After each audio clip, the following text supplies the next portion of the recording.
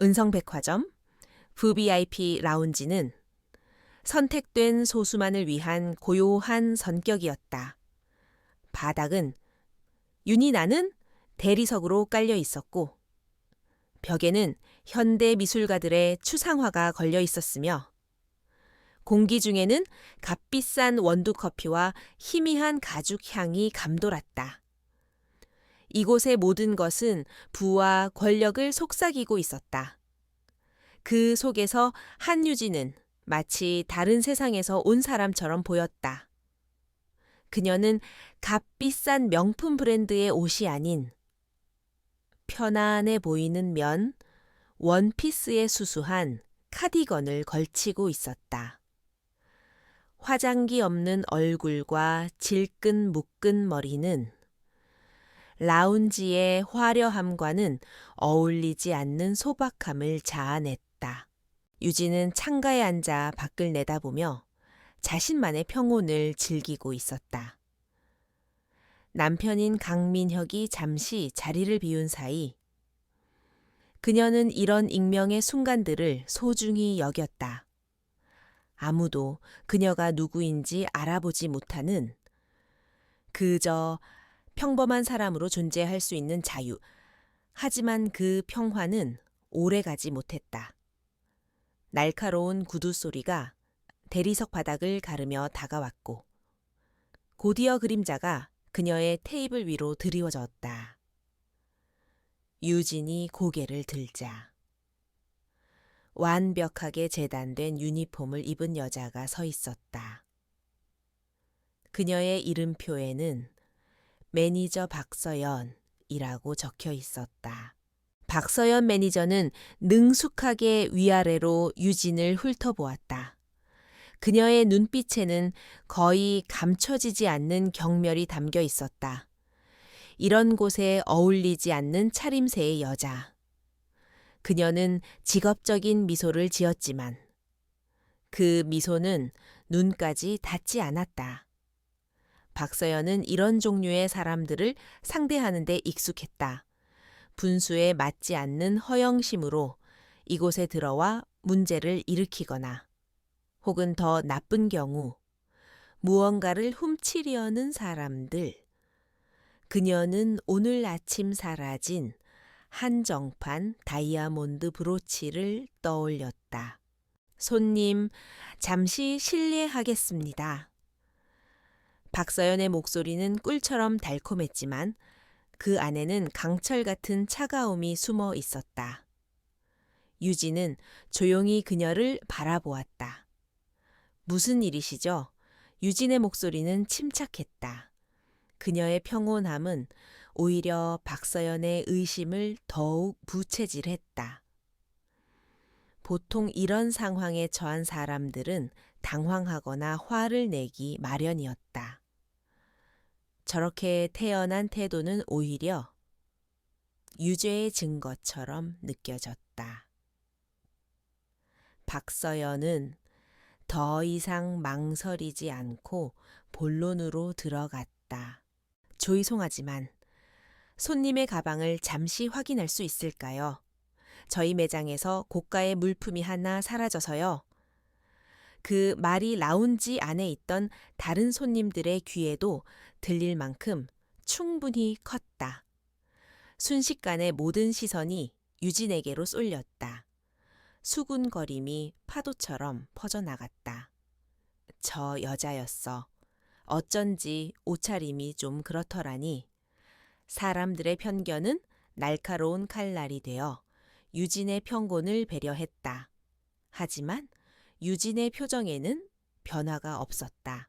그녀는 박서연의 눈을 똑바로 쳐다보며 말했다.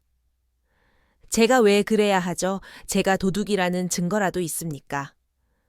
그녀의 목소리는 여전히 차분했지만 그 안에는 누구도 무시할 수 없는 단호함이 서려 있었다. 박서연은 유진의 저항에 잠시 당황했지만 이내 다시 냉정한 표정을 되찾았다. 그녀는 이 바닥에서 잔뼈가 굵었다. 이런 식으로 나오는 사람들을 어떻게 다뤄야 하는지 잘 알고 있었다. 그녀는 일부러 더 큰 목소리로 말했다. 손님, 협조해 주시지 않으면 경찰을 부를 수밖에 없습니다. CCTV 확인 결과 브로치가 사라진 시점에 그 근처에 계셨던 분은 손님뿐이었습니다. 그것은 교묘한 거짓말이었다. CCTV에는 여러 사람이 있었지만 박서연은 유진을 가장 만만한 희생양으로 점찍었다. 그녀의 허름한 옷차림이 모든 것을 말해주고 있었다. 저런 여자는 변호사를 부를 돈도 맞서 싸울 힘도 없을 것이라고 그녀는 확신했다. 군중의 압박과 경찰이라는 위협 앞에서 무너져 내릴 것이 분명했다. 주변의 시선은 더욱 노골적으로 변했다. 어떤 사람들은 이미 스마트폰을 꺼내 이 흥미로운 광경을 촬영하기 시작했다.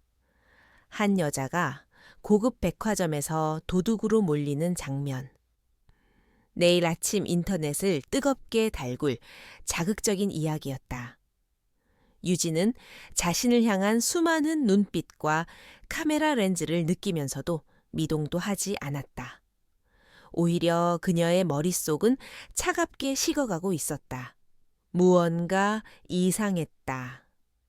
박서연의 행동은 지나치게 확신에 차 있었고 모든 것이 너무나 연극적이었다.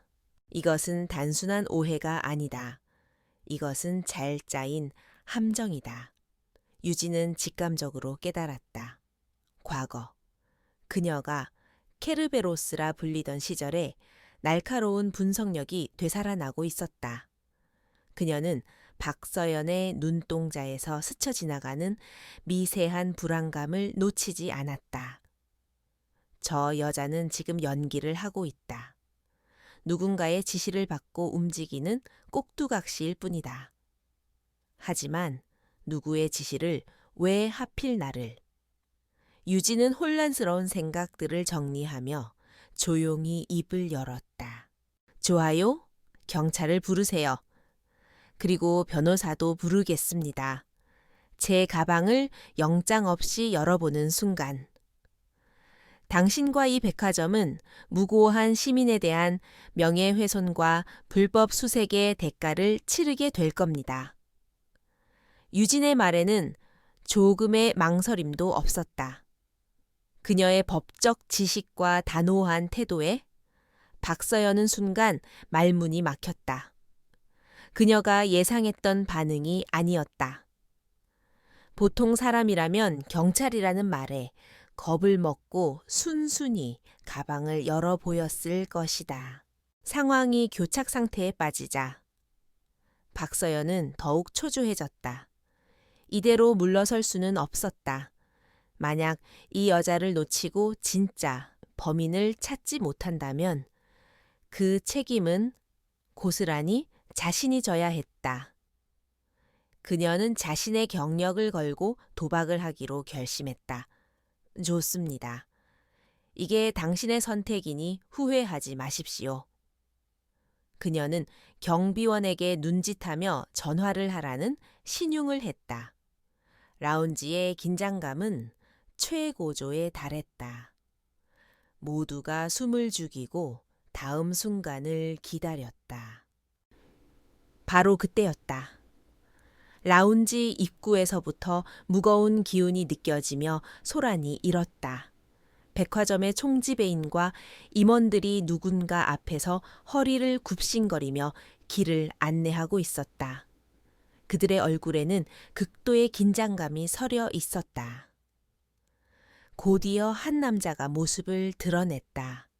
최고급 원단으로 만들어진 맞춤 정장은 그의 다부진 체격을 완벽하게 드러내주었고 흐트러짐 없는 걸음걸이와 주변을 압도하는 존재감은 그가 평범한 사람이 아님을 증명했다. 그는 바로 대한민국 재계의 정점에 서 있는 은성그룹의 총수 강민혁이었다. 라운지에 있던 사람들은 자신들의 눈을 의심했다. 뉴스에서나 보던 인물이 왜 이곳에 나타났는가? 박서연 역시 얼어붙었다. 백화점의 주인이자 자신의 생사여탈권을 쥔 남자가 바로 눈앞에 있었다. 그녀는 자신이 지금 벌이고 있는 소동이 그의 심기를 거스를까봐 두려움에 떨었다. 어떻게든 이 상황을 빨리 수습해야 한다고 생각하며 몸을 돌리려던 순간 그녀는 믿을 수 없는 광경을 목격했다. 강민혁이 그 모든 임원들을 뒤로 한 채 곧장 도둑으로 몰린 초라한 여자를 향해 걸어가고 있었다. 그의 얼굴에는 평소의 냉철함 대신 따뜻한 걱정이 서려 있었다. 그는 수많은 사람들이 지켜보는 앞에서 자연스럽게 유진의 어깨를 감싸 안았다. 그리고는 나지막하지만 모두가 들을 수 있는 목소리로 물었다. 여보, 무슨 일이야? 왜 이렇게 시끄럽지? 그 한마디에 라운지의 공기는 그대로 얼어붙었다. 여보라는 단어가 천둥처럼 박서연의 뇌리를 강타했다. 그녀의 눈이 믿을 수 없다는 듯이 커졌다. 저 허름한 여자가, 자신이 도둑으로 몰아쓰던 저 여자가 바로 은성그룹 강민혁 회장의 부인이란 말인가. 그녀의 머릿속이 하얗게 비었다. 다리가 후들거리고 숨이 쉬어지지 않았다. 주변에서 수군대던 목소리도 카메라를 터트리던 스마트폰의 불빛도 모두 사라지고 오직 강민혁의 차가운 시선만이 그녀의 심장을 꿰뚫고 있었다. 유진은 자신을 감싸는 남편의 단단한 팔 안에서 비로소 짧은 한숨을 내쉬었다. 그녀는 민혁을 올려다보며 희미하게 미소 지었다. 별일 아니에요. 작은 오해가 있었을 뿐이에요.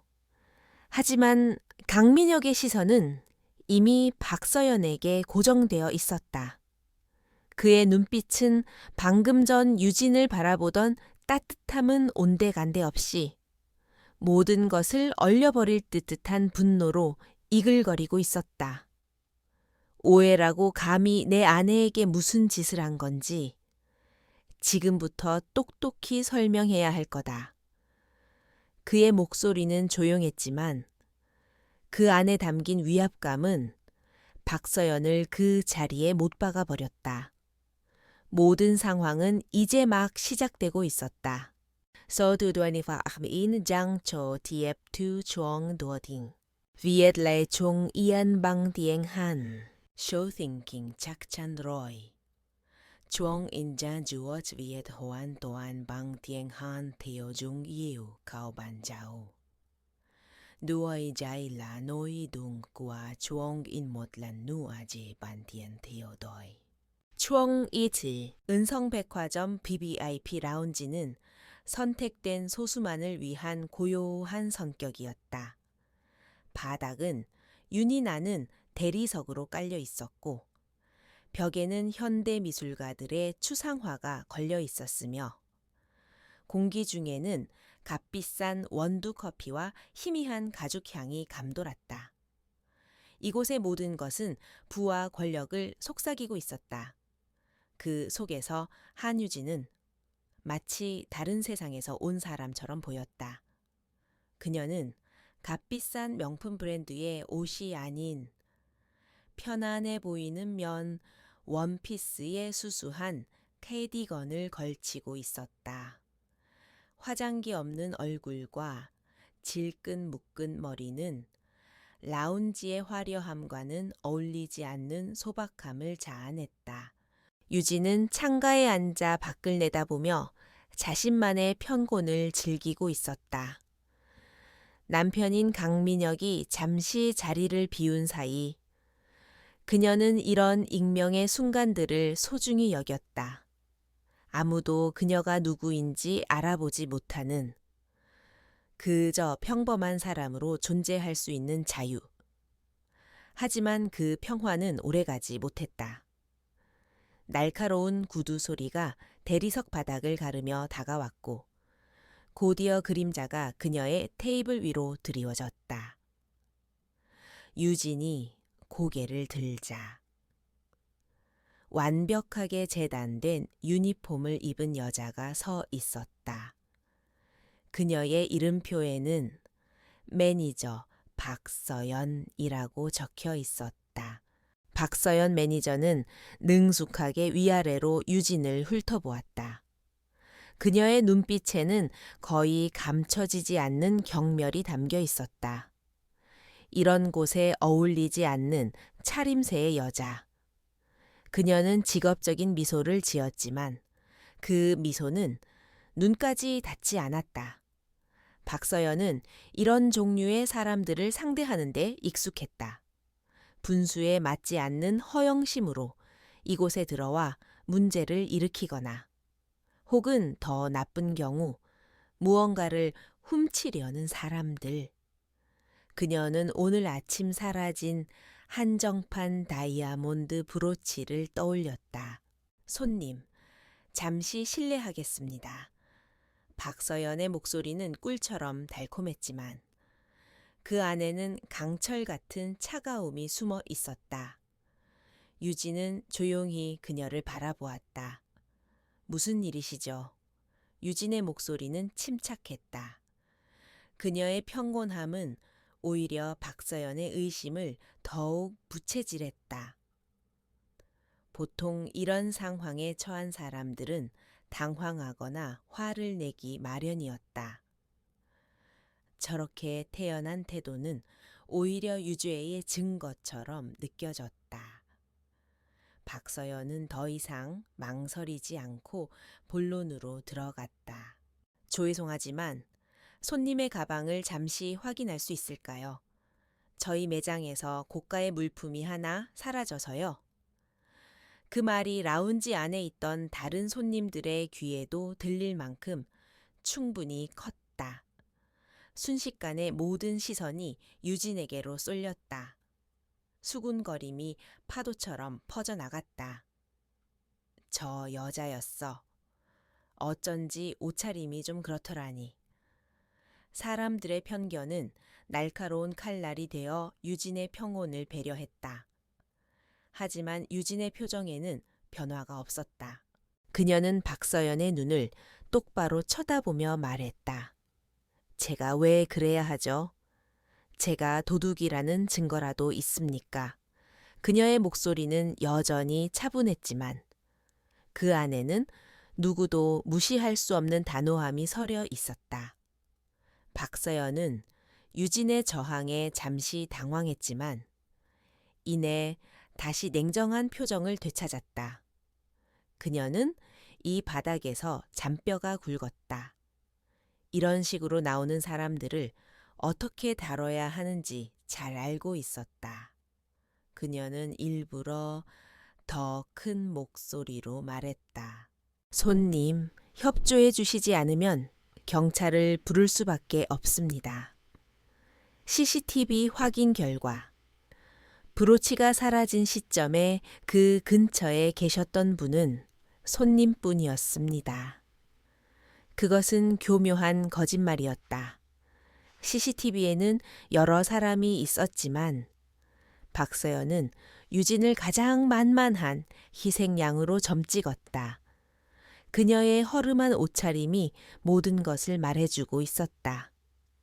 저런 여자는 변호사를 부를 돈도 맞서 싸울 힘도 없을 것이라고 그녀는 확신했다.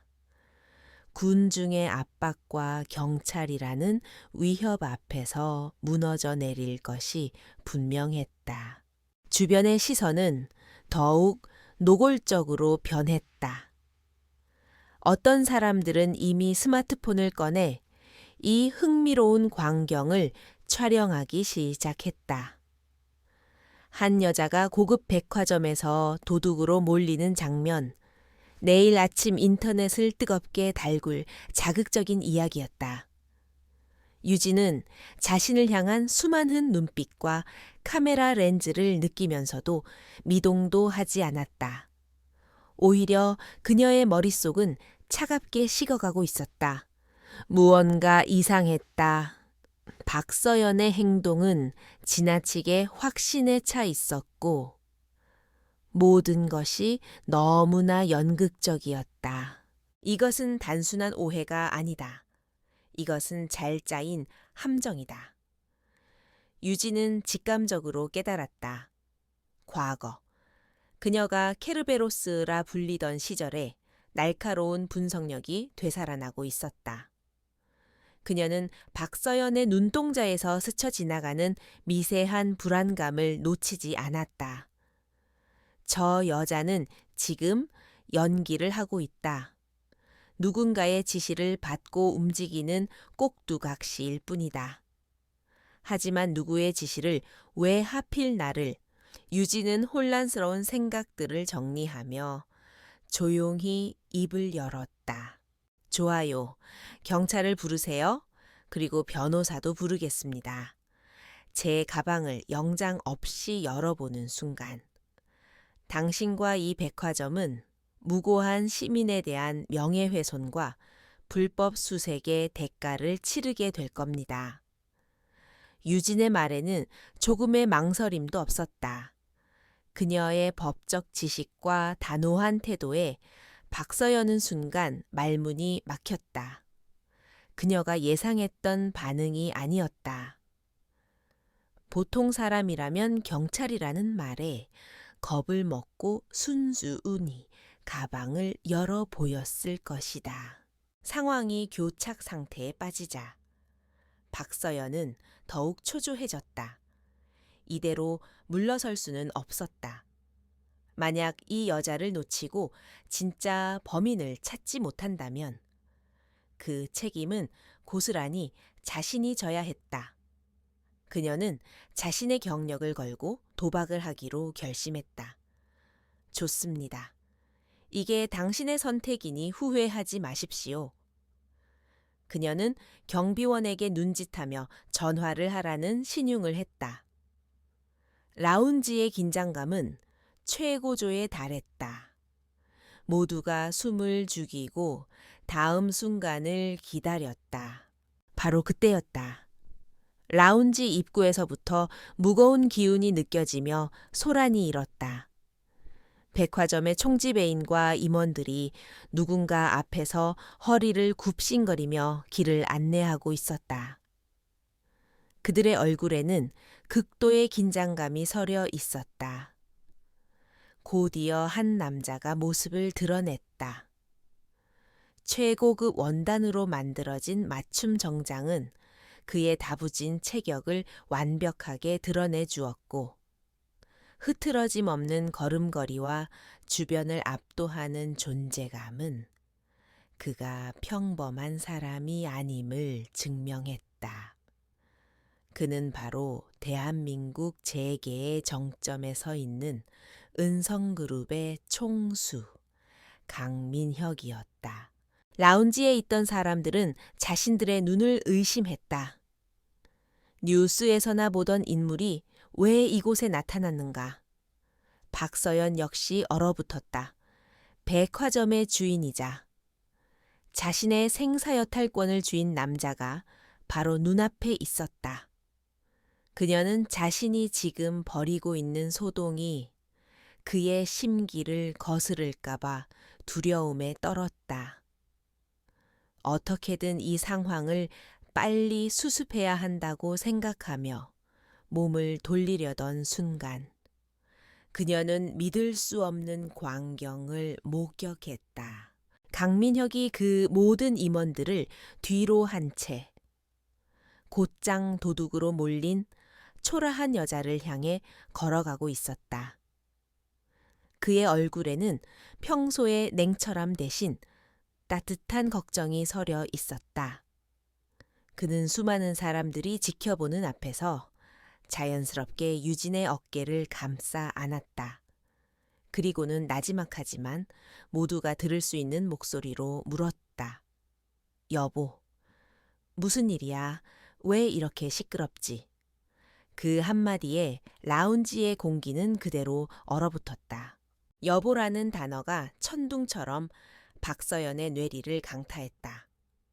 그녀의 눈이 믿을 수 없다는 듯이 커졌다. 저 허름한 여자가, 자신이 도둑으로 몰아쓰던 저 여자가 바로 은성그룹 강민혁 회장의 부인이란 말인가. 그녀의 머릿속이 하얗게 비었다.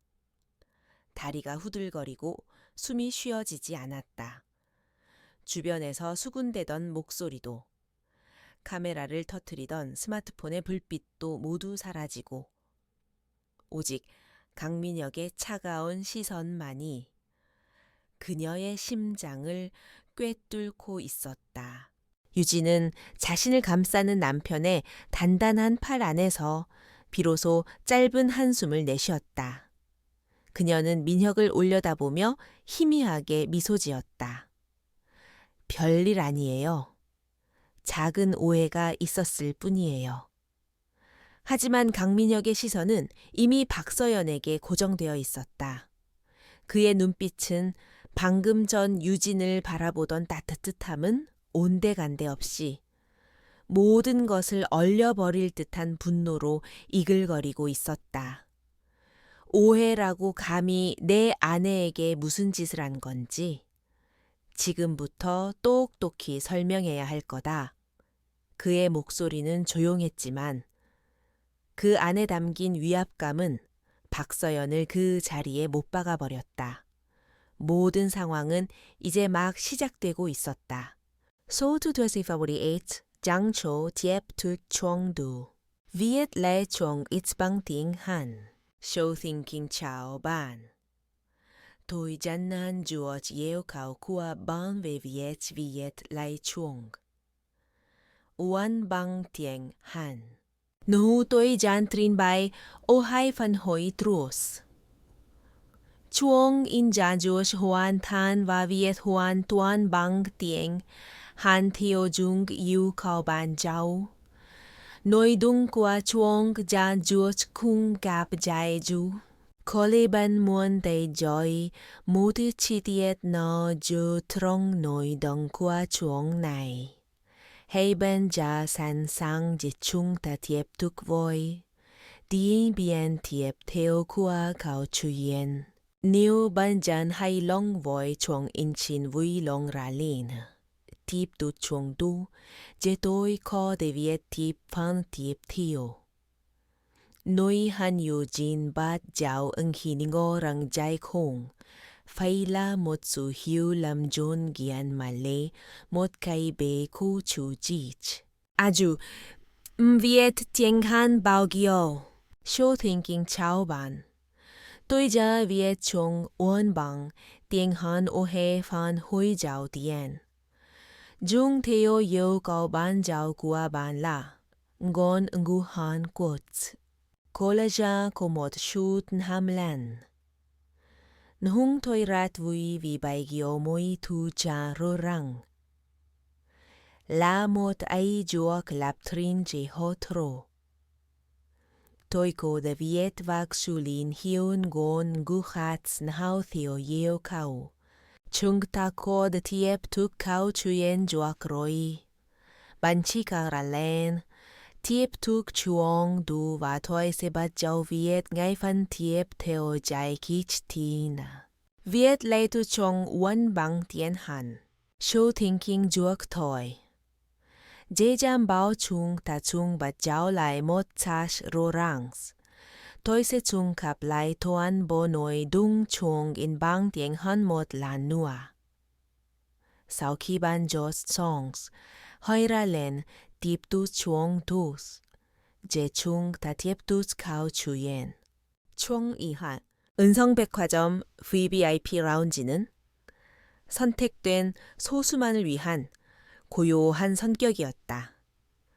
바닥은 윤이 나는 대리석으로 깔려 있었고 벽에는 현대 미술가들의 추상화가 걸려 있었으며 공기 중에는 값비싼 원두커피와 희미한 가죽향이 감돌았다. 이곳의 모든 것은 부와 권력을 속삭이고 있었다. 그 속에서 한유진은 마치 다른 세상에서 온 사람처럼 보였다. 그녀는 값비싼 명품 브랜드의 옷이 아닌 편안해 보이는 면, 원피스에 수수한 카디건을 걸치고 있었다. 화장기 없는 얼굴과 질끈 묶은 머리는 라운지의 화려함과는 어울리지 않는 소박함을 자아냈다. 유진은 창가에 앉아 밖을 내다보며 자신만의 평곤을 즐기고 있었다. 남편인 강민혁이 잠시 자리를 비운 사이 그녀는 이런 익명의 순간들을 소중히 여겼다. 아무도 그녀가 누구인지 알아보지 못하는 그저 평범한 사람으로 존재할 수 있는 자유. 하지만 그 평화는 오래가지 못했다. 날카로운 구두 소리가 대리석 바닥을 가르며 다가왔고 곧이어 그림자가 그녀의 테이블 위로 드리워졌다.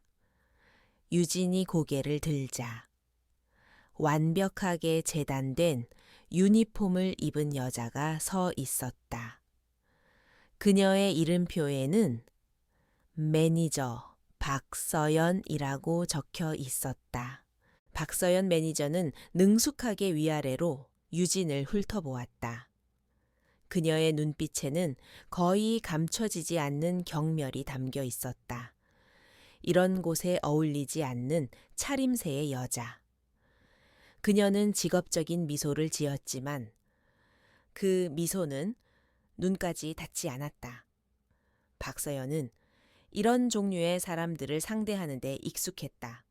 분수에 맞지 않는 허영심으로 이곳에 들어와 문제를 일으키거나 혹은 더 나쁜 경우 무언가를 훔치려는 사람들.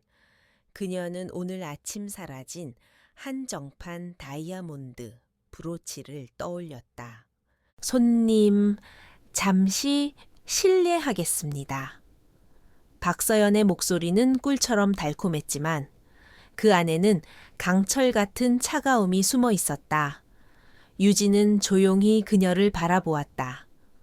무슨 일이시죠? 유진의 목소리는 침착했다. 그녀의 평온함은 오히려 박서연의 의심을 더욱 부채질했다. 보통 이런 상황에 처한 사람들은 당황하거나 화를 내기 마련이었다. 저렇게 태연한 태도는 오히려 유죄의 증거처럼 느껴졌다. 박서연은 더 이상 망설이지 않고 본론으로 들어갔다. 죄송하지만 손님의 가방을 잠시 확인할 수 있을까요? 저희 매장에서 고가의 물품이 하나 사라져서요. 그 말이 라운지 안에 있던 다른 손님들의 귀에도 들릴 만큼 충분히 컸다. 순식간에 모든 시선이 유진에게로 쏠렸다. 수군거림이 파도처럼 퍼져나갔다. 저 여자였어. 어쩐지 옷차림이 좀 그렇더라니. 사람들의 편견은 날카로운 칼날이 되어 유진의 평온을 배려했다. 하지만 유진의 표정에는 변화가 없었다. 그녀는 박서연의 눈을 똑바로 쳐다보며 말했다. 제가 왜 그래야 하죠? 제가 도둑이라는 증거라도 있습니까? 그녀의 목소리는 여전히 차분했지만 그 안에는 누구도 무시할 수 없는 단호함이 서려 있었다. 박서연은 유진의 저항에 잠시 당황했지만 이내 다시 냉정한 표정을 되찾았다. 그녀는 이 바닥에서 잔뼈가 굵었다. 이런 식으로 나오는 사람들을 어떻게 다뤄야 하는지 잘 알고 있었다. 그녀는 일부러 더 큰 목소리로 말했다. 손님, 협조해 주시지 않으면 경찰을 부를 수밖에 없습니다. CCTV 확인 결과 브로치가 사라진 시점에 그 근처에 계셨던 분은 손님뿐이었습니다. 그것은 교묘한 거짓말이었다. CCTV에는 여러 사람이 있었지만 박서연은 유진을 가장 만만한 희생양으로 점찍었다. 그녀의 허름한 옷차림이 모든 것을 말해주고 있었다. 저런 여자는 변호사를 부를 돈도 맞서 싸울 힘도 없을 것이라고 그녀는 확신했다. 군중의 압박과 경찰이라는 위협 앞에서 무너져 내릴 것이 분명했다. 주변의 시선은 더욱 노골적으로 변했다. 어떤 사람들은 이미 스마트폰을 꺼내 이 흥미로운 광경을 촬영하기 시작했다. 한 여자가 고급 백화점에서 도둑으로 몰리는 장면. 내일 아침 인터넷을 뜨겁게 달굴 자극적인 이야기였다. 유진은 자신을 향한 수많은 눈빛과 카메라 렌즈를 느끼면서도 미동도 하지 않았다. 오히려 그녀의 머릿속은 차갑게 식어가고 있었다. 무언가 이상했다. 박서연의 행동은 지나치게 확신에 차 있었고 모든 것이 너무나 연극적이었다. 이것은 단순한 오해가 아니다. 이것은 잘 짜인 함정이다. 유진은 직감적으로 깨달았다. 과거, 그녀가 케르베로스라 불리던 시절에 날카로운 분석력이 되살아나고 있었다. 그녀는 박서연의 눈동자에서 스쳐 지나가는 미세한 불안감을 놓치지 않았다. 저 여자는 지금 연기를 하고 있다. 누군가의 지시를 받고 움직이는 꼭두각 시일 뿐이다. 하지만 누구의 지시를 왜 하필 나를 유진은 혼란스러운 생각들을 정리하며 조용히 입을 열었다. 좋아요. 경찰을 부르세요. 그리고 변호사도 부르겠습니다. 제 가방을 영장 없이 열어보는 순간 당신과 이 백화점은 무고한 시민에 대한 명예훼손과 불법 수색의 대가를 치르게 될 겁니다. 유진의 말에는 조금의 망설임도 없었다. 그녀의 법적 지식과 단호한 태도에 박서연은 순간 말문이 막혔다. 그녀가 예상했던 반응이 아니었다. 보통 사람이라면 경찰이라는 말에 겁을 먹고 순순히 가방을 열어 보였을 것이다. 상황이 교착 상태에 빠지자 박서연은 더욱 초조해졌다. 이대로 물러설 수는 없었다. 만약 이 여자를 놓치고 진짜 범인을 찾지 못한다면 그 책임은 고스란히 자신이 져야 했다. 그녀는 자신의 경력을 걸고 도박을 하기로 결심했다. 좋습니다. 이게 당신의 선택이니 후회하지 마십시오. 그녀는 경비원에게 눈짓하며 전화를 하라는 신용을 했다. 라운지의 긴장감은 최고조에 달했다. 모두가 숨을 죽이고 다음 순간을 기다렸다. 바로 그때였다. 라운지 입구에서부터 무거운 기운이 느껴지며 소란이 일었다. 백화점의 총지배인과 임원들이 누군가 앞에서 허리를 굽신거리며 길을 안내하고 있었다. 그들의 얼굴에는 극도의 긴장감이 서려 있었다. 곧이어 한 남자가 모습을 드러냈다. 최고급 원단으로 만들어진 맞춤 정장은 그의 다부진 체격을 완벽하게 드러내주었고 흐트러짐 없는 걸음걸이와 주변을 압도하는 존재감은 그가 평범한 사람이 아님을 증명했다. 그는 바로 대한민국 재계의 정점에 서 있는 은성그룹의 총수 강민혁이었다. 라운지에 있던 사람들은 자신들의 눈을 의심했다. 뉴스에서나 보던 인물이 왜 이곳에 나타났는가? 박서연 역시 얼어붙었다. 백화점의 주인이자 자신의 생사여탈권을 쥔 남자가 바로 눈앞에 있었다. 그녀는 자신이 지금 벌이고 있는 소동이 그의 심기를 거스를까봐 두려움에 떨었다. 어떻게든 이 상황을 빨리 수습해야 한다고 생각하며 몸을 돌리려던 순간, 그녀는 믿을 수 없는 광경을 목격했다. 강민혁이 그 모든 임원들을 뒤로 한 채 곧장 도둑으로 몰린 초라한 여자를 향해 걸어가고 있었다. 그의 얼굴에는 평소의 냉철함 대신 따뜻한 걱정이 서려 있었다. 그는 수많은 사람들이 지켜보는 앞에서 자연스럽게 유진의 어깨를 감싸 안았다. 그리고는 나지막하지만 모두가 들을 수 있는 목소리로 물었다. 여보, 무슨 일이야? 왜 이렇게 시끄럽지? 그 한마디에 라운지의 공기는 그대로 얼어붙었다. 여보라는 단어가 천둥처럼 박서연의 뇌리를 강타했다. 그녀의 눈이 믿을 수 없다는 듯이 커졌다. 저 허름한 여자가, 자신이 도둑으로 몰아쓰던 저 여자가 바로 은성그룹 강민혁 회장의 부인이란 말인가. 그녀의 머릿속이 하얗게 비었다. 다리가 후들거리고 숨이 쉬어지지 않았다. 주변에서 수군대던 목소리도, 카메라를 터뜨리던 스마트폰의 불빛도 모두 사라지고 오직 강민혁의 차가운 시선만이 그녀의 심장을 꿰뚫고 있었다. 유진은 자신을 감싸는 남편의 단단한 팔 안에서 비로소 짧은 한숨을 내쉬었다. 그녀는 민혁을 올려다보며 희미하게 미소 지었다. 별일 아니에요. 작은 오해가 있었을 뿐이에요. 하지만 강민혁의 시선은 이미 박서연에게 고정되어 있었다.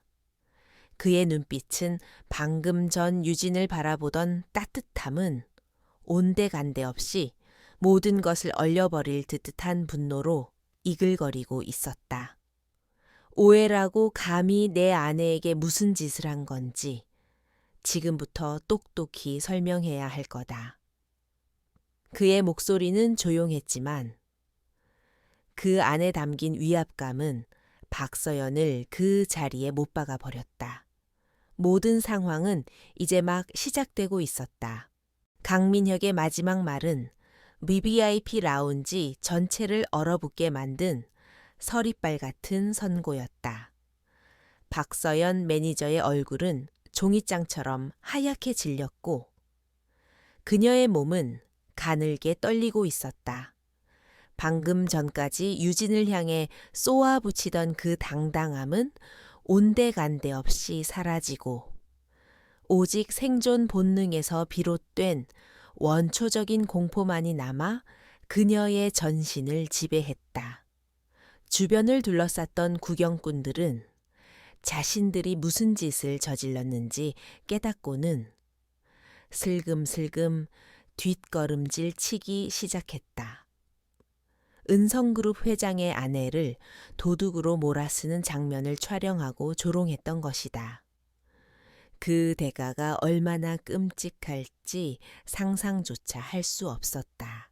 강민혁은 더 이상 그들에게 눈길조차 주지 않았다. 그의 시선은 오직 박서연과 그녀의 뒤에서 어쩔 줄 몰라 하며 달려온 백화점 총지배인에게 고정되어 있었다. 총지배인은 땀을 뻘뻘 흘리며 거의 울상이 된 얼굴로 허리를 굽혔다. 회장님, 정말 죄송합니다. 저희 직원이 큰 실수를 저질렀습니다. 전적으로 제 불찰입니다. 그의 목소리는 두려움으로 심하게 떨리고 있었다. 강민혁은 싸늘한 침묵으로 그의 변명을 들었다. 그 침묵이 다른 어떤 호통보다 더 무서웠다. 마침내 강민혁이 입을 열었다. 그의 목소리는 낮고 조용했지만 그 안에 담긴 분노는 용암처럼 뜨거웠다. 불찰 당신네 백화점에서는 내 아내를 도둑으로 모는 것을 불찰이라고 부르나. 복은 당장 저 여자 해고해. 그리고 오늘 자로 이 백화점과의 모든 계약을 재검토하겠어.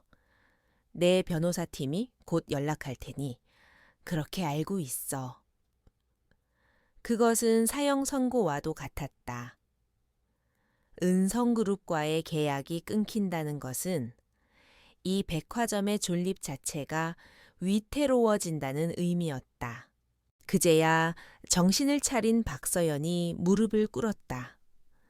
그녀는 필사적으로 강민혁의 바짓가랑이라도 잡고 싶은 심정으로 기어가다 다가왔다. 회장님, 사모님, 제가 죽을 죄를 지었습니다. 제발 한 번만 용서해 주십시오. 제가 눈이 멀었습니다. 정말 죄송합니다. 그녀의 목소리는 울음과 비명이 뒤섞여 흉하게 뭉개졌다. 하지만 강민혁의 표정에는 일말의 동정심도 없었다. 그는 자신의 가족을 건드린 자에게 자비를 베푸는 남자가 아니었다. 강민혁이 경멸적인 시선으로 그녀를 내려다보며 마지막 일격을 가하려던 순간이었다. 부드럽지만 단호한 손길이 그의 팔을 잡았다. 한유진이었다. 그녀는 조용히 남편의 팔을 잡고 고개를 저었다. 여보, 그만해요. 그녀의 목소리는 놀라울 정도로 차분했다. 강민혁은 의아한 눈빛으로 아내를 돌아보았다. 이 상황에서 분노해야 할 사람은 바로 그녀였다. 그런데 그녀는 오히려 자신을 말리고 있었다. 유진아, 저 여자가 당신에게 무슨 짓을 했는지 잊었어. 잊지 않았어요. 유진이 대답했다. 그녀의 시선은 무릎 꿇고 있는 박서연을 지나 더 먼 곳을 향하고 있었다. 하지만 뭔가 이상해요. 이 모든 게 너무 자기적이에요. 그녀는 남편을 이끌고 소란의 중심에서 벗어나 총지배인이 안내하는 가장 안쪽의 조용한 방으로 들어갔다. 문이 닫히고 바깥 세상의 소음이 차단되자 유진은 비로소 자신의 생각을 털어놓기 시작했다. 그녀의 눈빛은 더 이상 평범한 주부의 것이 아니었다. 예리한 분석가의 눈빛으로 되돌아가 있었다. 생각해봐요. 여보, 저 매니저 박서연이라는 여자. 단순한 오해였다면 저렇게까지 자신만만하게 나올 수 있었을까요? VVIP 라운지에서 다른 손님들이 다 보는 앞에서 경찰까지 부르겠다고 협박하면서요. 보통의 직원이라면 어떻게든 조용히 해결하려고 했겠지요. 이렇게 일을 키우는 건 백화점 입장에서도 최악의 선택이니까요. 유진은 방 안을 천천히 걸으며 사건을 복기했다. 그녀의 논리적인 설명, 강민혁의 분노도 조금씩 가라앉고 대신 냉철한 이성이 고개를 들기 시작했다. 그리고 CCTV 브로치가 사라진 시점에 저 혼자만 있었다는 것도 거짓말일 가능성이 커요. 저를 범인으로 특정하기 위해 의도적으로 다른 사람들을 배제하고 편집된 정보를 말했을 거예요. 무엇보다 가장 이상한 건 저 여자의 태도예요. 저건 실수를 저지른 사람의 당황함이 아니라 계획이 틀어졌을 때의 초조함에 가까웠어요. 유진은 멈춰 서서 남편의 눈을 똑바로 바라보았다. 그녀의 목소리에는 확신이 담겨 있었다. 누군가 이 모든 것을 계획했어요. 박서연은 그저 장기판 위에 놓인 조례 불과해요. 우리가 지금 저 여자를 해고하고 백화점을 압박하면 진짜 배후에 있는 자는 꼬리를 자르고 숨어 버릴 거예요. 우리는 저 조를 이용해 진짜 왕을 잡아야 해요. 유진의 분석은 완벽했다. 강민혁은 아내의 통찰력에 다시 한번 감탄했다. 그는 늘 알고 있었다. 자신의 아내가 그저 조용하고 현명한 사람이 아니라는 것을. 그녀의 내면에는 날카로운 발톱을 숨긴 야수가 잠들어 있다는 것을. 강민혁은 깊은 한숨을 내쉬었다. 분노는 여전했지만 이제 그 방향이 바뀌었다. 감히 자신의 아내를 이용해 은성그룹을 흔들려는 자. 그는 그 배후를 자신의 손으로 직접 부셔버리고 싶었다. 하지만 그는 유진의 판단을 믿었다. 그녀는 언제나 자신보다 몇 수 앞을 내다보는 사람이었다. 알았어. 당신 말이 맞아.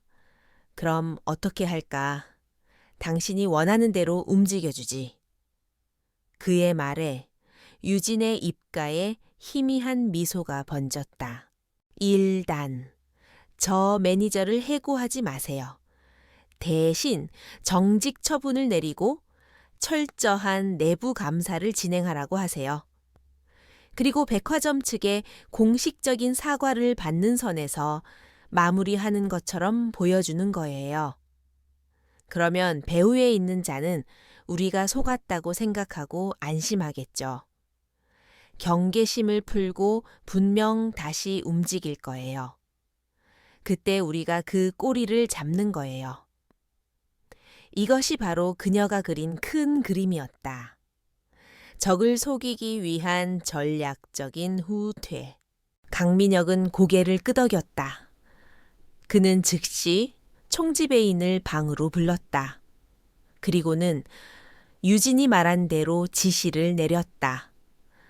박서연 매니저는 즉시 해고가 아닌 정직 처분을 내리고 이번 사태에 대한 전적인 책임을 물어 백화점 차원에서 그룹에 공식 사과할 것을 명령했다. 또한 사건과 관련된 모든 CCTV 원본 영상을 조금의 편집도 없이 자신에게 직접 제출하라고 덧붙였다. 총지배인은 해고와 계약 파기라는 최악의 상황은 면했다는 사실에 안도하며 연신 허리를 숙여 감사 인사를 전했다. 모든 것이 정리되자 유진과 민혁은 백화점을 나섰다. 주차장으로 향하는 동안 두 사람 사이에는 침묵이 흘렀다. 하지만 그것은 어색한 침묵이 아니었다. 보이지 않는 적을 상대로 함께 싸우기로 결심한 동지애에 가까운 유대감이었다. 차에 올라탄 유진은 창밖으로 빠르게 스쳐 지나가는 도시의 풍경을 바라보았다. 평온했던 그녀의 일상에 누군가 돌을 던졌다. 그리고 그 파문은 이제 거대한 파도가 되어 돌아갈 것이다. 그녀는 더 이상 숨어 지내지 않을 것이다. 잠들어 있던 케르베로스가 마침내 눈을 떴다. 다음 날 아침, 세상은 조용했다. 언론은 은성백화점에서 있었던 소동을 유명 인사의 부인을 알아보지 못해 발생한 작은 해프닝 정도로 축소하여 보도했다. 백화점 측의 발빠른 사과와 은성그룹의 관대한 대처 덕분에 사건은 대중의 기억 속에서 금방이라도 잊힐 것처럼 보였다. 하지만 강민혁과 한유진의 집, 그 고요한 서재 안에서는 보이지 않는 전쟁이 막 시작되고 있었다. 거대한 벽면을 가득 채운 스크린에는 수십 개로 분할된 백화점, CCTV 영상이 소리 없이 재생되고 있었다. 강민혁은 아내에게 백화점의 모든 보안 영상을 원본 그대로 가져오게 했다. 그는 유진의 옆에 서서 날카로운 눈으로 화면을 응시했지만 그의 눈에는 그저 평범한 사람들의 움직임만이 보일 뿐이었다. 하지만 유진은 달랐다. 그녀는 의자에 깊숙이 몸을 묻은 채 거의 미동도 없이 화면을 꿰뚫어 보고 있었다. 그녀의 눈은 단순한 영상을 넘어 그 안에 숨겨진 데이터의 흐름과 인간 행동의 미세한 패턴을 읽어내고 있었다. 얼마나 지났을까? 유진이 손을 들어 한 화면을 가리켰다. 잠깐, 15번 카메라. 30초 전으로 돌려봐요. 그녀의 지시에 따라 민혁이 영상을 되감았다. 유진이 지목한 화면에는 박서연 매니저가 유진에게 접근하기 직전의 모습이 담겨 있었다. 그녀는 잠시 진열장을 정리하는 척하다가 귀에 꽂힌 무선 이어피스를 만지며 미세하게 고개를 끄덕였다. 그리고 그 순간 라운지 구석의 사각지대에 서 있던 한 남자가 재빨리 자리를 떴다. 모든 것이 1초 안에 일어난 일이었다. 비 왔어요. 유진의 목소리는 차분했지만 그 안에는 서늘한 확신이 담겨 있었다. 누군가 밖에서 지시를 내리고 있었어요. 저 남자가 신호를 보냈고 박서연은 그에 맞춰 움직인 거예요. 이건 우발적인 사건이 아니라 철저하게 계획된 연극이었어요. 강민혁의 얼굴이 굳어졌다. 아내의 분석은 한치의 오차도 없어 보였다. 이제 분노는 차가운 결의로 바뀌었다. 그는 이 연극의 연출가를 반드시 찾아내 무대 뒤편으로 끌어내야만 했다. 유진은 더 이상 망설이지 않았다. 이 정도 수준의 판을 짜는 상대를 제대로 파악하려면 자신도 과거의 모습으로 돌아가야만 했다. 그녀는 서재 깊숙한 곳에 있는 금고를 열었다. 그 안에는 보석이나 현금 대신 낡아 보이는 노트북 한 대와 여러 개의 위성 전화기, 그리고 신원을 알 수 없는 USB들이 들어 있었다. 그것들은 그녀가 한유진이 아닌 기업 감사계의 전설적인 존재, 케르베로스로 살았던 시절의 유물이었다. 그녀는 먼지가 쌓인 번호폰을 하나 집어들었다. 몇 년 만에 다시 이 번호로 전화를 걸게 될 줄은 몰랐다. 짧은 망설임이 스쳤지만 이내 그녀의 손가락은 익숙하게 번호를 눌렀다. 신호음이 몇 번 울리고 곧이어 잠이 덜 깬 듯한 목소리가 들려왔다. 누구세요? 유진은 낮은 목소리로 암호처럼 말했다. 지옥문이 다시 열렸어. 문지기는 아직 살아있나. 수화기 너머에서 순간 정적이 흘렀다. 그리고 다음 순간 목소리의 주인이 잠에서 완전히 깨어난 듯 외쳤다. 팀장님, 정말 팀장님이세요? 목소리의 주인은 김진우. 과거 유진이 이끌던 감사팀의 천재적인 IT 전문가였다. 그는 유진이 은퇴한 후 뿔뿔이 흩어진 팀원 중 유일하게 그녀와 비밀리에 연락을 유지하고 있는 사람이었다. 오랜만이야. 김대리, 아직 실력 녹슬지 않았겠지? 유진의 말에 진우는 거의 울먹이는 목소리로 대답했다. 물론입니다. 팀장님, 팀장님의 부름을 기다리며 매일 칼을 갈고 있었습니다. 드디어 돌아오시는 겁니까? 그의 목소리에는 절대적인 신뢰와 충성심이 담겨 있었다. 유진은 그에게 간단하게 상황을 설명하고 필요한 것들을 지시했다. 그녀의 말은 짧고 명료했지만 그 안에는 모든 계획이 담겨 있었다. 전화를 끄는 유진의 눈빛은 완전히 달라져 있었다. 평범한 주부의 온화함은 사라지고 적의 심장을 향해 돌진하는 사냥개의 날카로움만이 번뜩이고 있었다. 그녀는 다시 노트북 앞에 앉았다. 이제 본격적인 사냥의 시작이었다. 몇 시간 후 유진은 김진우가 마련한 안전가옥에서 그를 만났다. 진우는 유진이 도착하기 전 이미 백화점의 보안 네트워크에 침투해 있었다. 그는 모니터에 복잡한 코드들을 띄워놓고 설명하기 시작했다. 팀장님 말씀대로였습니다. 이 백화점 보안 시스템, 겉보기엔 철옹성 같지만 의도적으로 만들어진 백도어가 있었습니다.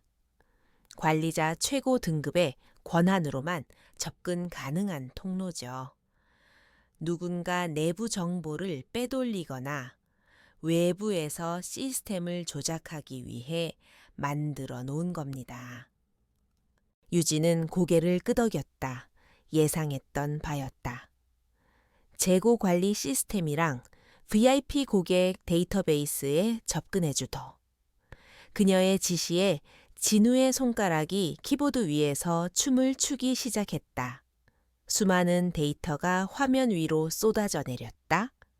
평범한 사람이 본다면 그저 의미 없는 숫자와 문자의 나열일 뿐이었지만 유진의 눈에는 그 안에서 벌어지는 불법적인 거래의 흐름이 선명하게 보였다.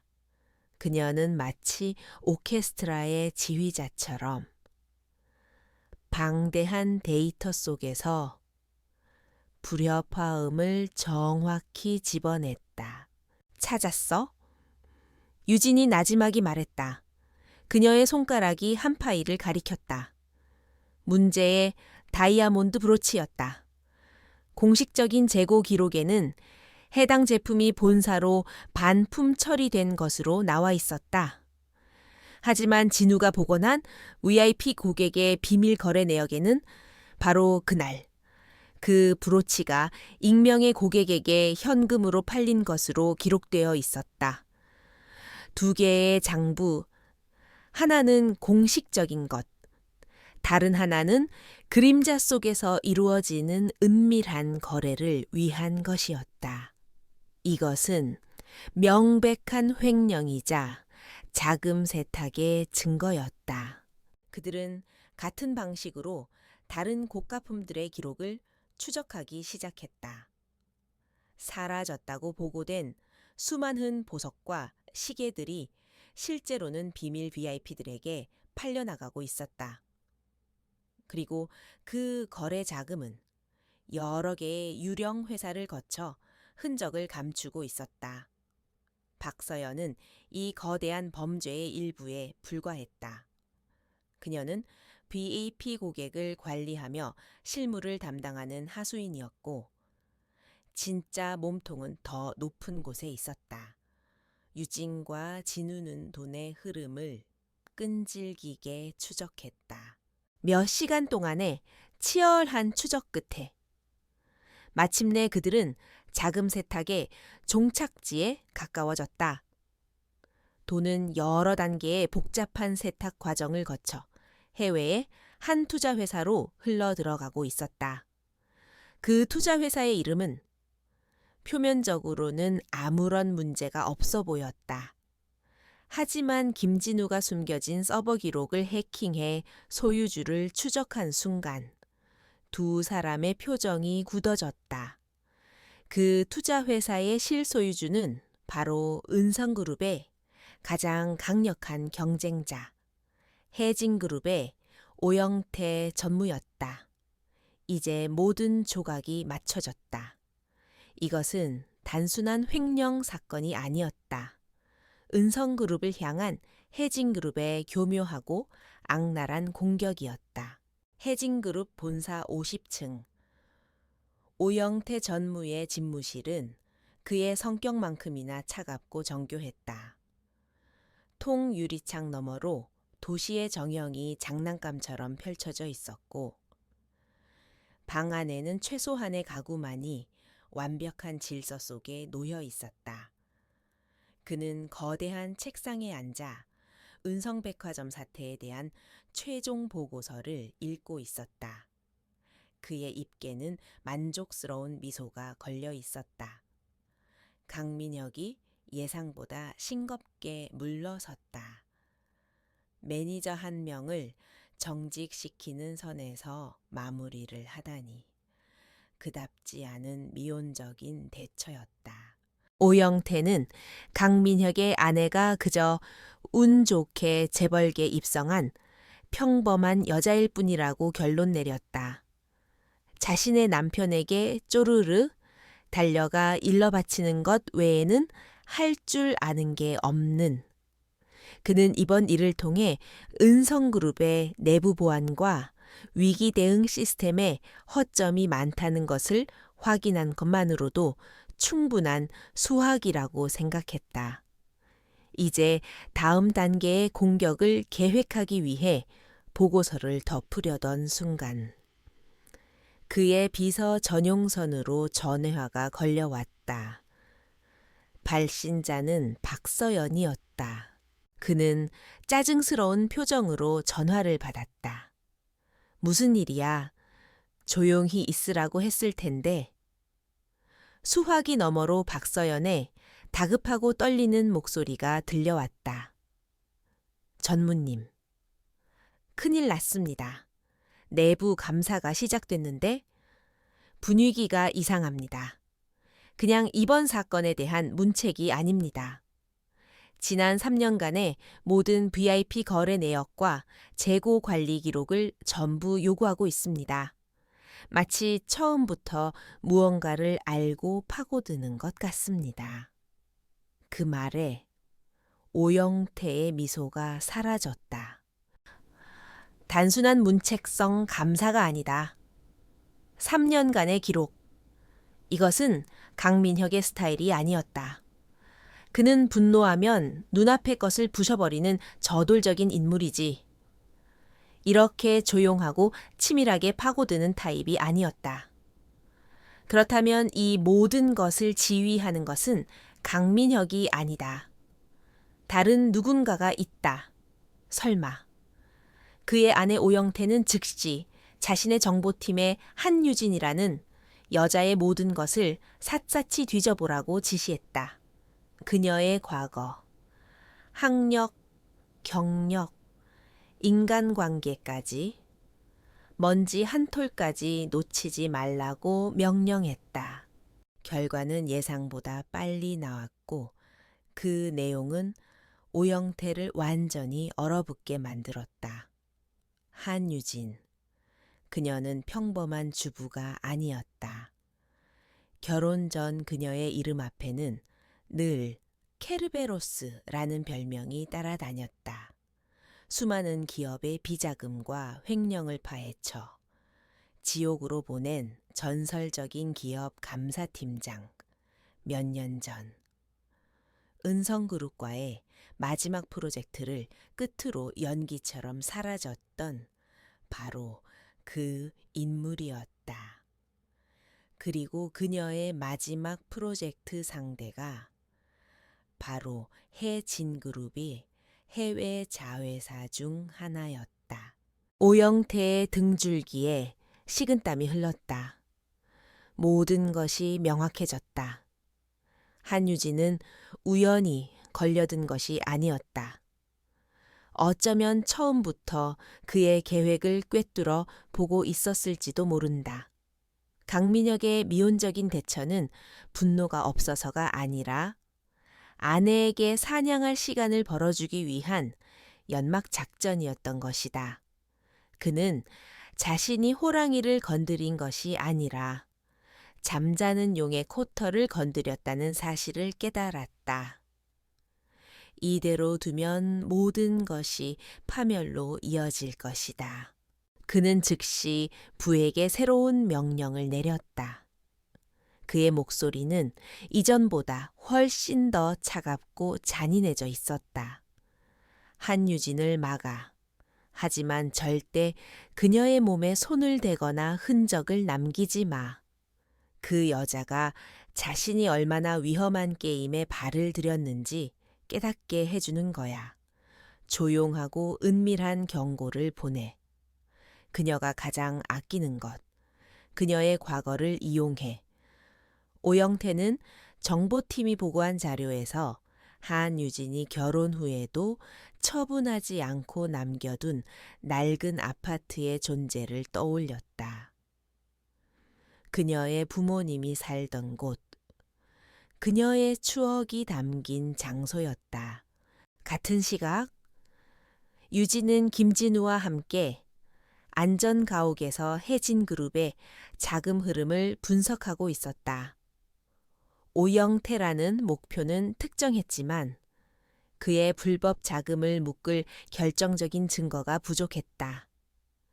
데이터는 교묘하게 분산되어 있었고 마지막 연결고리는 해외의 페이퍼 컴퍼니 뒤에 숨어 있었다. 유진은 과거 해진그룹의 자회사를 감사했을 때 수집했던 아날로그 자료들이 필요하다고 판단했다.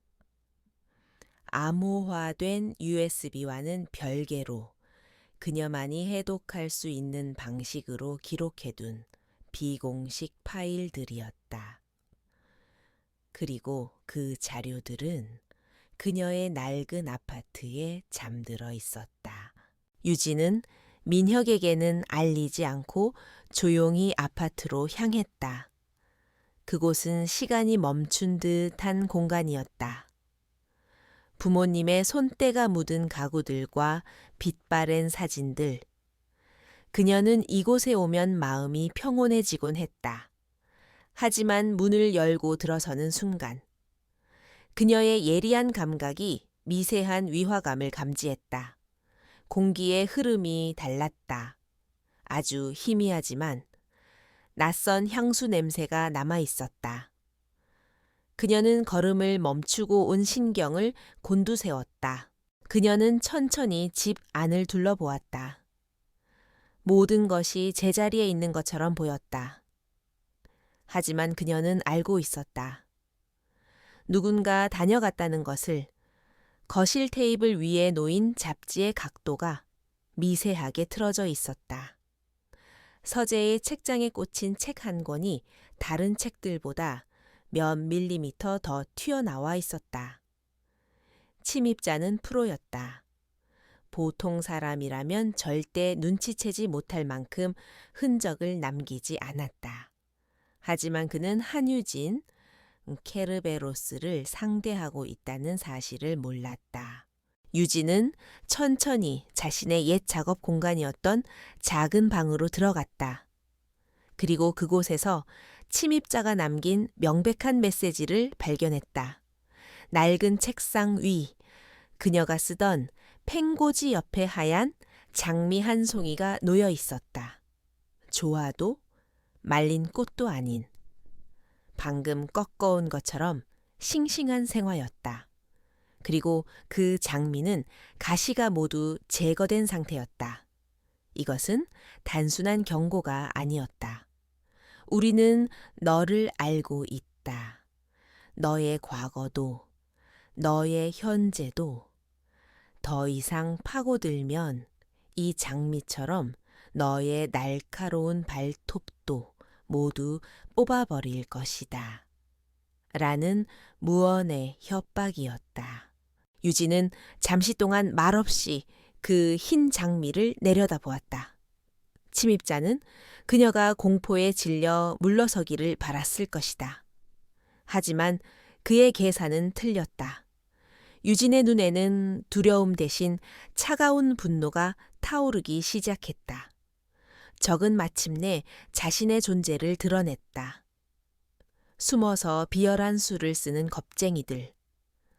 그들은 그녀의 가장 소중한 추억이 담긴 공간을 더럽힘으로써 최악의 실수를 저질렀다. 이제 이 싸움은 단순한 진실 규명을 넘어 그녀의 모든 것을 건 전쟁이 되었다. 경고는 오히려 그녀의 잠자던 투지를 완벽하게 깨웠다. 하얀 장미가 보내는 섬뜩한 메시지 앞에서 한유진은 조금도 흔들리지 않았다. 두려움은 사치였다. 대신 심장이 얼음처럼 차가워지며 머릿속이 명료해졌다. 그녀는 주머니에서 오래된 만년필처럼 생긴 작은 장치를 꺼냈다. 그녀가 케르베로스 시절 사용하던 휴대용 도청 탐지기였다. 그녀는 침입자의 동선을 따라 천천히 움직이며 기기를 작동시켰다. 예상대로 거실의 낡은 액자 뒤에서 미세한 신호가 잡혔다. 오영태가 심어놓은 눈과 귀였다. 유진은 도청기를 제거하지 않았다. 오히려 그녀는 그것을 향해 희미하게 미소 지었다. 날 지켜보고 있구나. 오영태, 좋아. 아주 재미있는 쇼를 보여줄 테니 기대해. 그녀는 나지막이 속삭였다. 이것 또한 전쟁의 일부였다. 이제부터 그녀의 모든 행동은 계산된 연기가 될 것이다. 그녀는 원래 목적인 과거의 서류들을 챙긴 뒤 마치 아무것도 눈치채지 못한 사람처럼 태연하게 아파트를 나섰다. 책상 위에 하얀 장미와 액자 뒤에 도청기는 적에게 보내는 그녀의 답장이었다. 너의 경고는 잘 받았다. 하지만 게임은 이제부터 시작이다. 안전가옥으로 돌아온 유진은 강민혁과 김진우에게 모든 것을 털어놓았다. 하얀 장미 사진과 그녀가 발견한 도청기의 존재를 확인한 강민혁의 얼굴은 분노로 시뻘겋게 달아올랐다. 그는 당장이라도 자신의 보안팀을 동원해 오영태를 끌어내고 혜진그룹을 잿더미로 만들어버릴 기세였다. 감히 내 아내를, 그것도 부모님의 집까지 더럽히며 협박해. 그 자식, 내가 직접 지옥이 뭔지 보여주겠어. 그의 목소리는 분노로 낮게 울렸다. 안 돼요. 여보. 유진이 그의 앞을 막아서며 단호하게 말했다. 그녀의 눈빛은 그 어느 때보다 진지했다. 지금 당신이 움직이면 오영태의 함정에 빠지는 거예요. 그는 당신이 그렇게 감정적으로 나오길 바라고 있어요. 은성그룹 회장이 경쟁사 전무를 사적으로 공격했다는 스캔들. 그게 바로 그가 노리는 그림이에요. 그녀의 지적은 정확했다. 오영태는 덫을 놓고 사자가 스스로 걸어 들어오길 기다리는 교활한 사냥꾼이었다. 유진은 거대한 디지털 스크린 앞에 서서 김진우가 정리한 자료들을 띄웠다. 혜진그룹의 복잡한 자금 흐름, 유령 회사의 네트워크, 그리고 오영태의 인물 관계도. 오영태는 혼자가 아니에요. 그의 뒤에는 수년간 그와 이익을 나눠온 부패의 한 세력이 있어요. 우리가 지금 오영태라는 머리를 친다 해도 그들은 도마뱀 꼬리처럼 그를 잘라내고 어둠 속으로 숨어버릴 거예요. 우리는 뱀의 머리가 아니라 뱀의 둥지 전체를 불태워야 해요. 그녀는 이제 수비수가 아닌 공격수로서 자신의 전략을 펼쳐 보이기 시작했다. 정면 공격은 무의미해요. 우리는 그들이 스스로 굴 밖으로 나오게 만들어야 해요. 그들의 가장 큰 약점, 바로 탐욕을 이용하는 거죠. 그녀는 화면에 박서연의 사진을 띄웠다. 이 여자가 첫 번째 열쇠예요. 그녀는 정직 상태에서 불안에 떨고 있겠죠. 오영태가 자신을 버릴까봐 두려워하고 있을 겁니다. 우리가 그녀에게 오영태보다 더 달콤한 제안을 하는 거예요. 감옥에 가는 대신 새로운 삶을 살 기회를 주는 거죠. 그녀의 계획은 치밀하고 대담했다. 박서연을 회유하여 오영태의 내부 정보를 빼내고 그 정보를 이용해 오영태를 유인할 덫을 설계하는 것. 그 덫이란 바로 그의 자금 세탁 통로인 백화점 VIP 비밀 거래를 역이용하는 것이었다. 우리가 새로운 거물 고객이 되는 거예요. 오영태가 거절할 수 없을 만큼 엄청난 액수의 검은 돈을 세탁하려는 것처럼 접근하는 거죠.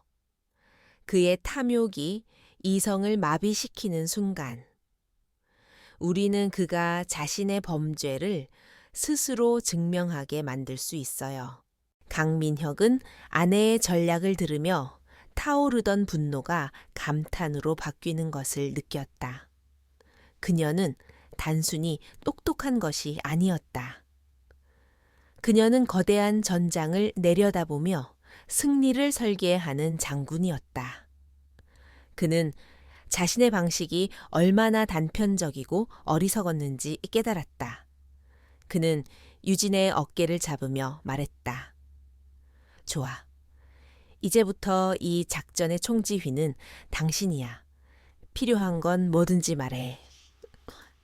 사람이든 돈이든 은성그룹이 가진 모든 것을 당신 마음대로 써. 그것은 절대적인 신뢰의 선언이었다. 유진은 고개를 끄덕였다. 그녀는 더 이상 혼자가 아니었다. 최고의 기술을 가진 충성스러운 부하 김진우와 대한민국 최강의 권력을 가진 든든한 남편 강민혁이 그녀의 뒤에 있었다. 그녀는 김진우에게 박서연의 모든 것을 파헤치라고 지시했다. 그녀의 재산 상태, 가족관계, 약점까지 전부, 그리고 강민혁에게는 그의 수많은 인맥 중 가장 은밀하고 유능한 그림자처럼 움직일 수 있는 팀을 요구했다. 법의 경계선 위에서 춤을 출 수 있는 전문가들이 필요했다. 전략회의가 끝나고 거대한 방역의 서막이 올랐다. 김진우는 곧 박서연이 오영태 몰래 작은 규모의 횡령을 저질러 왔다는 사실을 알아냈다. 오영태에게는 버려지면 끝이지만 은성에게는 목숨을 구할 동아줄이 될 수 있는 약점이었다. 유진은 박서연의 파일이 담긴 태블릿을 내려다보았다. 그녀의 눈빛은 먹잇감을 완벽하게 파악한 포식자의 그것이었다. 이제 그녀는 박서연에게 거절할 수 없는 제안을 하러 갈 것이다. 덫을 놓기 위한 첫 번째 미끼가 준비되었다. 한유진은 박서연을 만날 장소로 도심의 소음에서 벗어난 한적한 공원을 선택했다. 화려한 VVIP 라운지에서의 첫 만남과는 정반대의 소박한 풍경. 그곳에서 두 여자는 낡은 벤치에 앉아 마주했다. 박서연은 지난 며칠간의 마음고생으로 헬쑥해진 얼굴로 고개를 숙이고 있었다. 그녀는 자신이 불려나온 이유를 짐작하며 절망에 빠져 있었다. 이제 모든 것이 끝났다고. 감옥에 갈 일만 남았다고 생각했다. 하지만 유진의 첫마디는 그녀의 예상을 완전히 빗나갔다. 오영태 전무, 그 사람이 당신을 어떻게 버릴지 생각해 본 적 있어요. 유진의 목소리는 질책이 아닌 사실을 확인하는 듯 담담했다. 박서연의 어깨가 움찔거렸다. 유진은 그녀의 반응을 기다리지 않고 계속 말을 이어갔다. 그녀는 김진우가 찾아낸 박서연의 개인적인 횡령 내역이 담긴 태블릿을 조용히 그녀의 앞에 내밀었다. 액수 자체는 크지 않았지만 오영태의 범죄와는 별개로 그녀를 감옥에 보내기에 충분한 증거였다. 당신에게는 두 가지 길이 있어요. 유진은 선택지를 제시했다. 하나는 오영태의 모든 죄를 뒤집어쓰고 감옥에서 10년 넘게 썩는 길. 다른 하나는 나와 손을 잡고 새로운 인생을 시작할 기회를 얻는 길. 오영태는 당신에게 아무것도 주지 않아요. 그는 당신을 쓰고 버리는 휴지 조각 정도로 생각하겠지만 나는 당신에게 기회를 줄 수 있어요. 그 말에 박서연은 처음으로 고개를 들었다. 그녀의 눈동자는 절망과 희망 사이에서 격렬하게 흔들리고 있었다. 결국 그녀는 무너져 내렸다. 박서연은 자신이 알고 있는 모든 것을 털어놓기 시작했다. 오영태와는 암호화된 비밀 앱으로만 연락한다는 사실, VIP 고객들 사이에서 개인 소장품이라는 은어로 불리는 비밀 거래 방식, 재고 시스템을 조작하는 구체적인 방법까지. 그녀의 자백은 유진이 설계하고 있던 방역의 마지막 퍼즐 조각들을 완벽하게 맞춰주었다. 유진은 그녀에게 새로운 삶을 약속했고 대신 그녀의 완벽한 연기를 요구했다. 며칠 후 은성그룹의 비밀 작전실에서 유진의 새로운 팀이 첫 회의를 가졌다.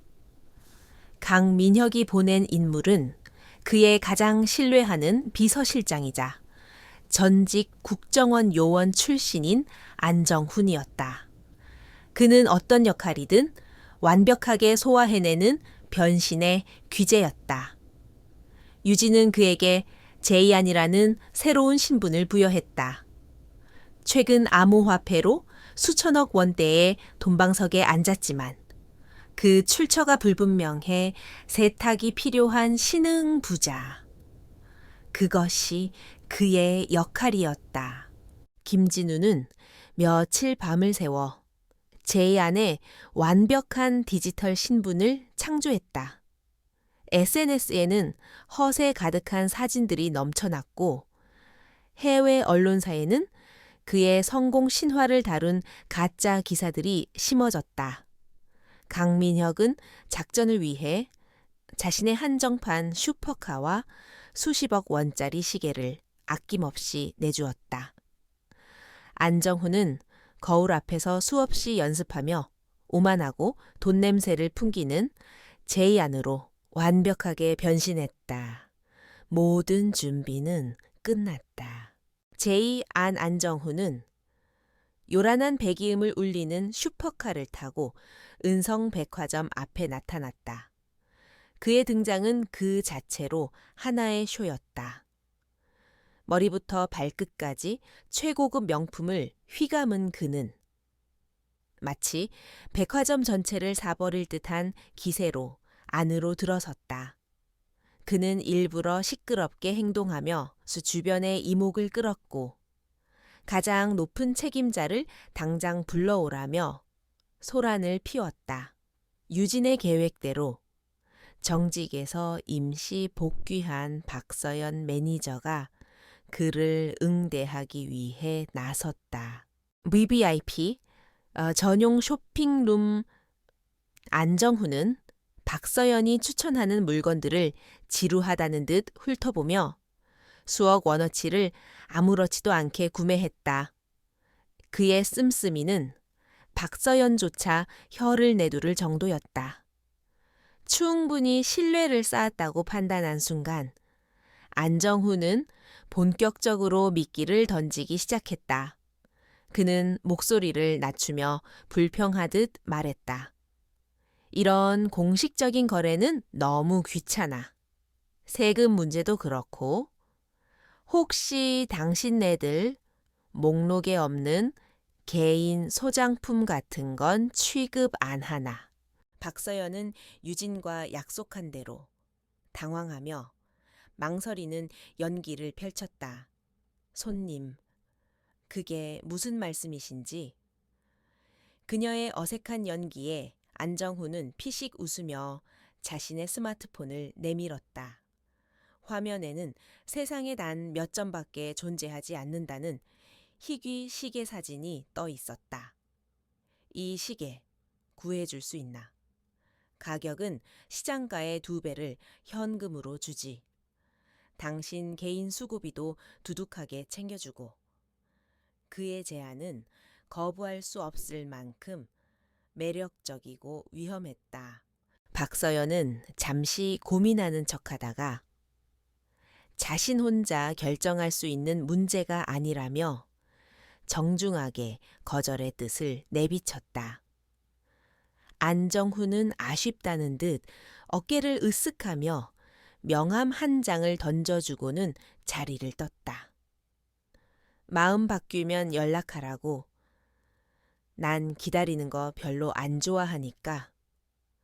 그가 떠나고 쇼핑룸에 홀로 남은 박서연은 가쁘게 숨을 몰아쉬었다. 그녀의 손은 연기가 아니었다. 정말로 떨리고 있었다. 그녀는 떨리는 손으로 주머니 속 번호폰을 꺼냈다. 그리고 암호화된 앱을 실행시켜 오영태에게 메시지를 보냈다. 그녀는 타이핑하는 손가락 하나하나에 온 신경을 집중했다. 메시지는 짧고 강렬했다. 초대형 고객 등장. 지시 바람. 전송 버튼을 누르는 순간 거대한 낚싯바늘이 깊은 심해 속으로 던져졌다. 이제 보이지 않는 곳에서 거대한 포식자가 이 미끼를 향해 서서히 움직이기 시작할 것이었다. 오영태는 박서연이 보낸 메시지를 보고 한동안 생각에 잠겼다. 그의 첫 반응은 의심이었다. 세상에 이렇게 완벽한 타이밍에 굴러 들어오는 떡은 없었다. 강민혁의 아내가 보통 내기가 아니라는 사실을 알게 된 직후에 나타난 초대형 고객. 이것은 정교하게 설계된 함정일 가능성을 배제할 수 없었다. 그는 즉시 정보팀을 다시 소집했다. 제이, 아니라는 놈. 뼈 속까지 전부 파헤쳐봐. 디지털 기록뿐만 아니라 그의 현실 세계 흔적까지 전부. 오영태의 정보팀은 유능했다. 그들은 가능한 모든 수단을 동원해 제이 안의 실체를 추적했다. 하지만 그들이 파고들수록 나오는 것은 김진우가 설계한 완벽한 가짜 신분뿐이었다. 그의 해외 계좌는 실제했고 거액의 거래 내역도 존재했으며 SNS에는 그가 슈퍼카와 요트를 자랑하는 사진들로 가득했다. 강민혁이 동원한 현실의 소품들은 그 어떤 의심도 허용하지 않는 철벽 같은 알리바이가 되어 주었다. 결국 정보팀은 신흥졸부, 의심할 여지 없음이라는 결론을 내렸다. 의심의 안개가 걷히자 오영태의 마음속에서는 탐욕이 고개를 들기 시작했다. 그는 직접 나서는 대신 자신의 신복을 통해 박서연을 거쳐 제이안과 접촉을 시작했다. 일종의 시험이었다. 안정훈은 유진의 지시에 따라 행동했다. 그는 오만한 부자의 역할을 완벽하게 소화해냈다. 중간에 사람을 거치는 거래 방식에 노골적으로 불쾌감을 드러냈고 시간이 아깝다며 다른 거래처를 알아보겠다는 식으로 오영태 측을 압박했다. 그의 조급하고 오만한 태도는 오히려 오영태의 의심을 더욱 잠재웠다. 진짜 사기꾼이라면 저렇게까지 배짱을 부리지 못할 것이라고 판단했다. 이 거래를 놓치면 수천억 원의 이익, 그리고 은성그룹의 명품 시장에 타격을 줄 절호의 기회를 날려버리는 셈이었다. 결국 탐욕은 신중함을 집어삼켰다. 오영태는 직접 제이안을 만나 거래를 마무리하기로 결심했다. 그는 만남의 장소로 자신이 주최하는 가장 은밀하고 안전한 공간을 선택했다. 바로 펜트하우스 호텔에서 열리는 비공개 VIP 파티였다. 그 소식은 즉시 유진의 작전실로 전달되었다. 모든 것이 그녀가 예측한 대로 흘러가고 있었다. 적이 스스로 가장 안전하다고 믿는 장소로 사냥감을 초대한 것이다. 유진의 눈빛이 날카롭게 빛났다. 김 대리, 해당 호텔의 모든 보안 시스템과 설계도를 확보해줘요. 안정훈 씨와 지원팀은 파티의 동선과 각자의 역할을 마지막으로 점검하세요. 그녀의 지시에 팀원들은 일사불란하게 움직였다. 거대한 작전의 마지막 단계가 시작되고 있었다. 파티가 열리기 몇 시간 전, 호텔 주방에 새로운 식자재 납품업체 직원이 들어섰다. 그는 다른 직원들의 눈을 피해 자연스럽게 파티가 열리는 펜트하우스로 향했다. 그는 강민혁의 팀원이었다. 그는 파티장을 장식할 대형 꽃바구니와 테이블 위 램프, 벽에 걸린 그림 액자 뒤에 초소형 카메라와 마이크를 교묘하게 설치했다. 모든 작업은 단 10분 만에 끝났다. 호텔 밖, 감시 장비가 가득한 밴 안에서 김진우가 모든 장비가 정상적으로 작동하는 것을 확인했다. 팀장님, 무대 준비 완료되었습니다. 이제 모든 배우와 장비, 그리고 시나리오가 완벽하게 준비되었다. 유진은 밴 안의 모니터들을 통해 펜트하우스 내부의 모든 상황을 손금 보듯 들여다볼 수 있었다. 그녀의 귀에 꽂힌 이어피스는 현장에 있을 안정훈과 직접적으로 연결되어 있었다. 그녀는 이제 이 연극에 보이지 않는 연출가이자 지휘자였다. 그녀의 손짓 하나, 목소리 하나에 오영태의 운명이 결정될 것이다. 파티가 시작될 저녁, 화려하게 차려입은 안정훈이 슈퍼카에서 내렸다. 그는 더 이상 은성그룹의 비서실장이 아니었다. 그의 걸음걸이, 말투, 눈빛까지 그는 완벽한 제이안이었다. 호텔 입구로 들어서는 그의 모습을 모니터로 지켜보던 유진이 나지막이 말했다. 이어피스를 통해 그녀의 차분한 목소리가 안정훈에게 전달되었다. 쇼타임이야. 제이, 무대 위로 올라가. 안정훈은 입가에 자신만만한 미소를 지으며 엘리베이터에 올라탔다. 펜트하우스로 향하는 숫자가 빠르게 올라갔다. 굳게 닫힌 엘리베이터 문 너머, 화려한 조명과 음악, 그리고 거짓된 웃음 속에서 거대한 덫이 그를 기다리고 있었다. 아니, 그가 바로 덫 그 자체였다. 오만함에 눈이 먼 포식자를 사냥하기 위해 가장 화려한 미끼의 가면을 쓴 사냥꾼이 마침내 적의 심장부로 들어서고 있었다. 펜트하우스 파티장은 부와 권력의 정점에 있는 자들의 교만함으로 가득 차 있었다. 오영태는 그 중심에서 왕처럼 군림하며 손님들을 맞이했다. 마침내 그의 시선이 제이안, 안정훈에게 닿았다. 그는 만족스러운 미소를 지으며 안정훈을 데리고 파티장에서 가장 깊숙하고 방음이 완벽한 서재로 안내했다. 그가 가장 안전하다고 믿는 그의 비밀스러운 왕국이었다. 하지만 그는 알지 못했다.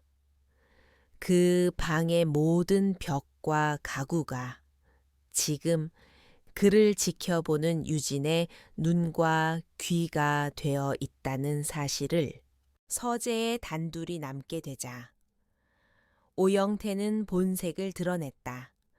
그는 자신만만하게 거래의 구조를 설명하기 시작했다. 어떻게 VIP 고객의 구매 기록을 조작하여 존재하지 않는 상품을 거래한 것처럼 꾸미는지, 어떻게 유령회사를 통해 자금을 여러 번 세탁하여 출처를 감추는지, 그는 자신의 범죄 시스템을 자랑하듯 떠벌렸고 그 모든 내용은 고스란히 녹화되고 있었다. 그는 눈앞에 제이안이 아니라 벤에 있는 유진과 법의 심판대 앞에서 스스로 자백하고 있는 셈이었다. 거래의 마지막 단계, 오영태는 제이안에게 계약금 명목으로 지정된 페이퍼 컴퍼니 계좌에 거액을 송금하라고 요구했다. 이것이 바로 그를 올가맬 마지막 증거였다. 안정훈은 유진의 지시에 따라 고개를 끄덕이며 태블릿을 꺼내 들었다. 송금이 완료되고 오영태의 노트북에 입금 확인 메시지가 뜨는 순간 오영태의 얼굴에 탐욕스러운 미소가 번졌다. 거래는 성사됐군. 앞으로 잘해보자고, 제이. 그가 만족스럽게 안정훈에게 악수를 청하기 위해 손을 내밀었을 때였다. 서재의 문이 거칠게 열렸다. 그곳에는 지옥의 사자처럼 차가운 표정의 강민혁과 한유진이 서 있었다. 오영태의 얼굴이 경악으로 굳어졌다. 강민혁 회장, 당신이 여길 어떻게? 한유진, 내년까지? 그는 상황을 파악하지 못하고 분노를 터뜨렸다. 하지만 유진은 그에게 눈길조차 주지 않고 귀에 꽂힌 이어피스를 향해 나지막이 말했다. 지금?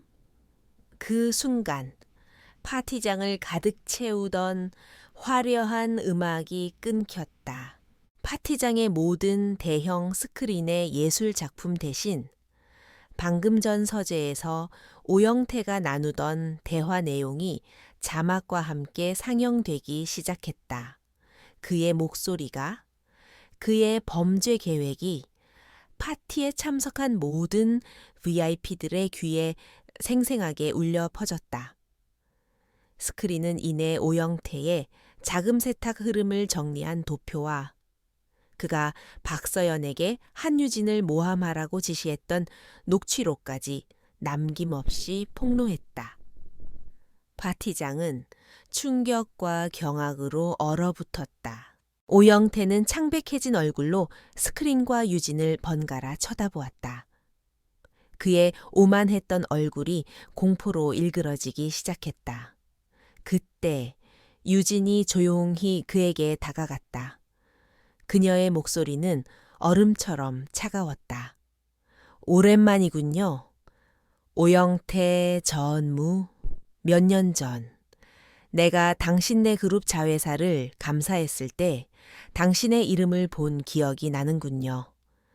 그때부터 싹수가 노랗다는 건 알았지만 이렇게까지 썩었을 줄은 몰랐는데 그녀의 말에 오영태는 비로소 모든 것을 깨달았다. 제이안도, 이 파티도 모든 것이 함정이었다. 네, 내년이. 케르베로스. 그가 경악에 찬 목소리로 외쳤다. 유진은 희미하게 미소 지었다. 이제야 기억이 났나 보군요. 당신은 너무 많은 실수를 했어요. 오영태. 첫째, 상대를 얕봤고, 둘째, 내 소중한 것을 건드렸지. 그리고 마지막으로 당신의 탐욕이 스스로의 눈을 멀게 했어. 그녀는 마치 사형 선고를 내리듯 그의 죄를 하나하나 읊었다.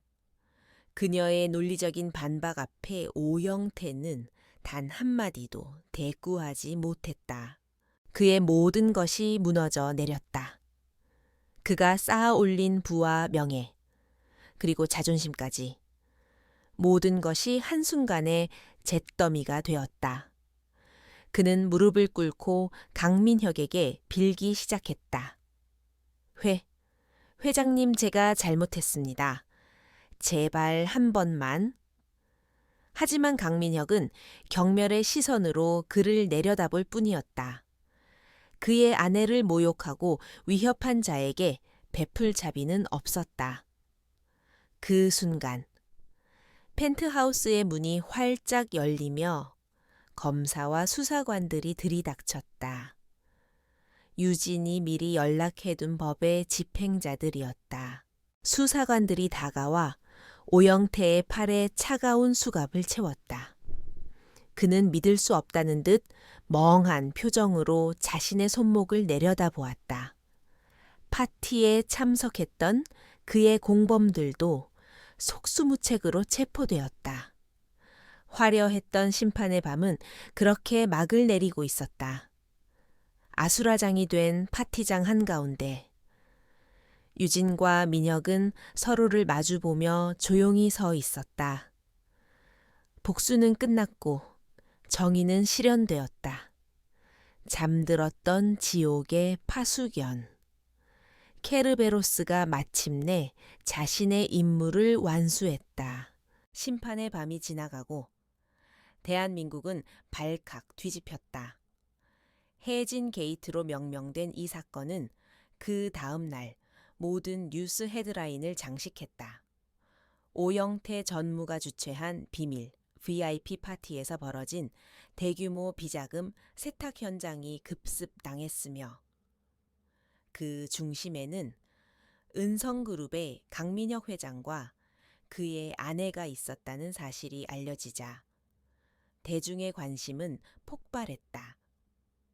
언론은 경쟁적으로 오영태의 범죄 행각과 해진그룹의 추악한 이면을 파헤치기 시작했다.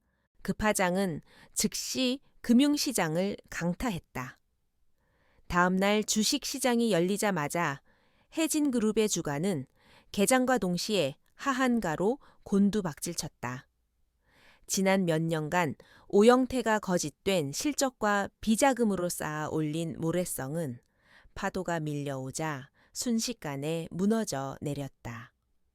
투자자들은 공황에 빠져 주식을 내던졌고 협력사들은 줄줄이 계약 파기를 선언했다. 오만했던 왕국은 단 하루 만에 재기불능의 상태에 빠져버렸다. 법의 심판은 신속하고 냉정했다. 오영태와 파티 현장에서 체포된 공범들은 수많은 혐의로 구속되었다.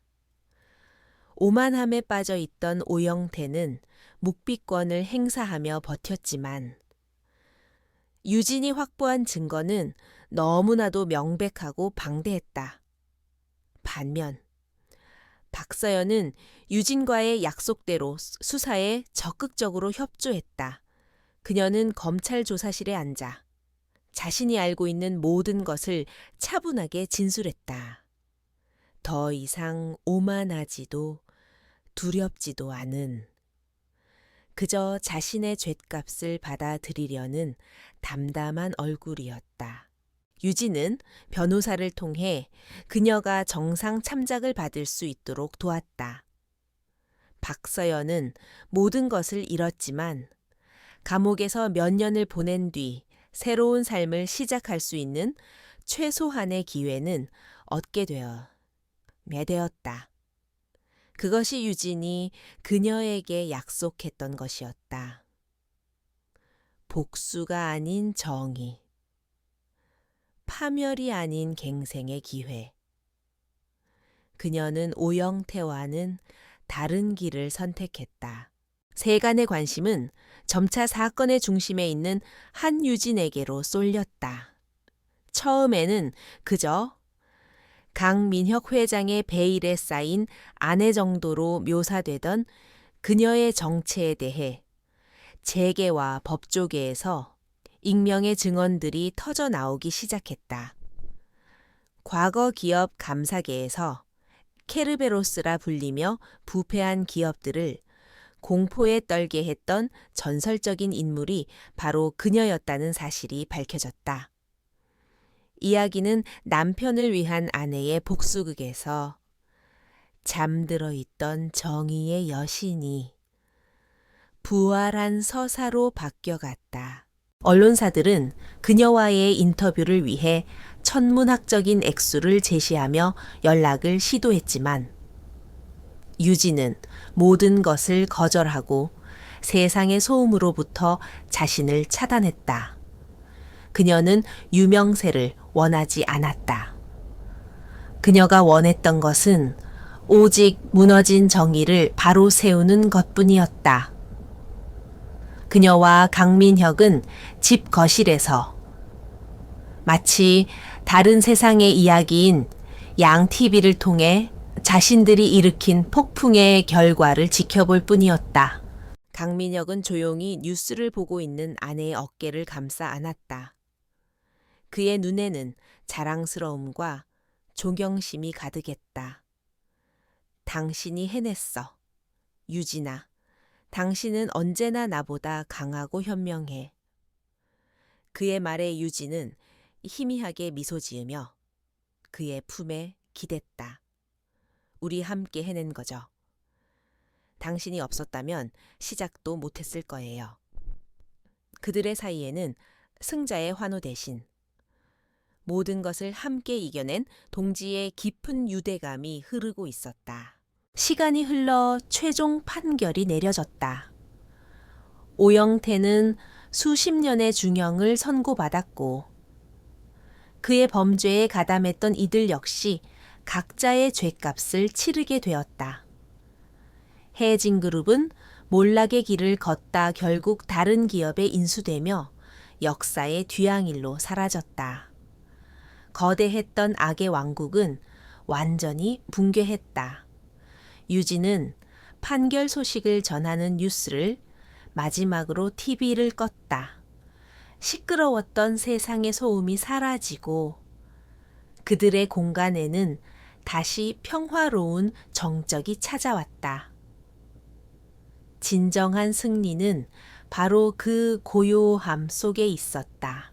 몇 달의 시간이 흘렀다. 세상을 떠들썩하게 했던 해진 게이트의 광풍은 점차 잦아들고 사람들의 기억 속에서도 서서히 잊혀갔다. 한유진과 강민혁의 삶에도 다시 평온이 찾아왔다. 하지만 그 평온은 과거의 그것과는 미묘하게 달랐다.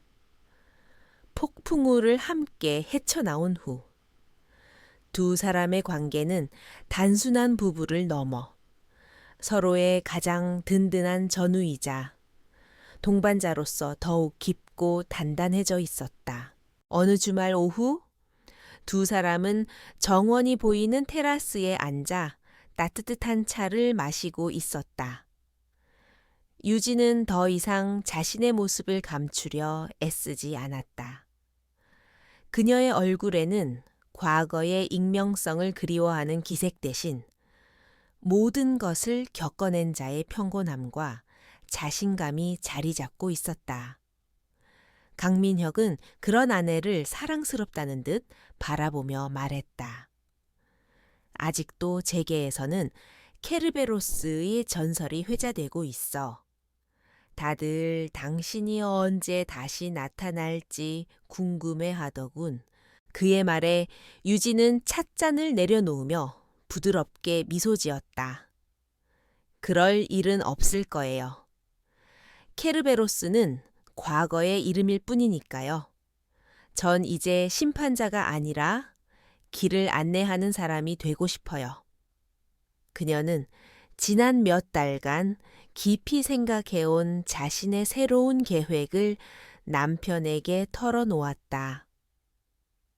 그것은 복수나 응징이 아닌 더 나은 미래를 위한 청사진이었다. 전 작은 재단을 하나 만들고 싶어요. 부패한 기업을 적발하는 것에서 그치는 게 아니라 정직하게 성장하고 싶어 하는 좋은 기업들이 부패의 유혹에 빠지지 않도록 돕는 일을 하고 싶어요. 투명한 경영 시스템을 구축해주고 법률 자문을 제공하는 독립적인 감시 및 컨설팅 재단. 그게 제가 앞으로 가고 싶은 길이에요. 그녀의 목소리에는 흔들림 없는 결의가 담겨 있었다. 강민혁은 놀라지 않았다. 오히려 그는 아내의 결심을 기다려왔다는 듯 따뜻한 눈빛으로 고개를 끄덕였다. 역시 당신다워. 언제나 파괴가 아닌 창조를 생각하는 사람. 당연히 함께 해야지. 당신의 재단, 제1호 후원자는 내가 되겠어. 그의 전폭적인 지지는 유진에게 가장 큰 힘이 되어 주었다. 그들은 더 이상 서로의 그림자 속에 머무는 존재가 아니었다. 각자의 자리에서 빛나며 서로를 비추는 두 개의 태양과도 같았다. 유진의 계획은 빠르게 현실이 되었다. 그녀는 더 가디언, 니 가디언이라는 이름의 비영리 재단을 설립했다. 사무실은 크지 않았지만 그곳에는 유진의 뜻에 동참한 최고의 전문가들이 모여들었다. 과거에 충실한 파트너였던 김진우도 해커로서의 어두운 과거를 청산하고 재단의 정보 보안 책임자라는 새로운 직함으로 그녀의 곁에 합류했다. 그들은 돈이나 명예가 아닌 올바른 세상을 만들겠다는 신념 하나로 뭉쳤다. 이야기의 마지막 장면. 유진과 민혁은 그들의 집 발코니에 서서 도시의 야경을 내려다보고 있었다. 수많은 빌딩의 불빛들이 마치 밤하늘의 별처럼 반짝였다. 저 불빛들 중 일부는 과거의 오영태처럼 탐욕과 부패로 얼룩져 있을지도 모른다. 하지만 이제 유진은 두렵지 않았다. 그녀는 어둠 속에서 길을 잃은 이들을 위한 작은 등대가 되기로 결심했기 때문이다. 민혁이 조용히 유진의 손을 잡았다. 앞으로도 힘든 일이 많을 거야. 유진은 그의 손을 마주 잡으며 대답했다. 괜찮아요. 당신과 함께라면. 그들의 시선이 마주쳤다. 그 눈빛 속에는 세상 모든 것을 이겨낼 수 있는 깊은 신뢰와 사랑이 담겨 있었다. 백화점에서 도둑으로 오해받았던 한 여자. 그러나 이제 그녀는 자신의 이름으로 세상에 선한 영향력을 펼치는 강인한 존재로 다시 태어났다. 진정한 힘은 돈이나 권력이 아닌 자신의 신념을 지키려는 용기와 사랑하는 사람과 함께하려는 마음에서 나온다는 것을 그들의 조용한 미소 속에서 평온 속에 새로운 시작이 막을 올리고 있었다.